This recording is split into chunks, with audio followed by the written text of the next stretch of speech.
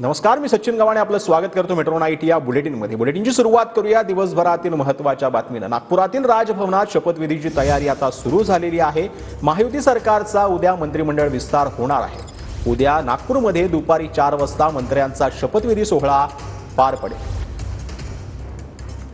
महायुती सरकारचा मंत्रिमंडळ विस्तार, नव्या मंत्र्यांचा उद्या शपथविधी। नागपुरातील राजभवनात शपथविधीची जोरदार तयारी सुरू आहे।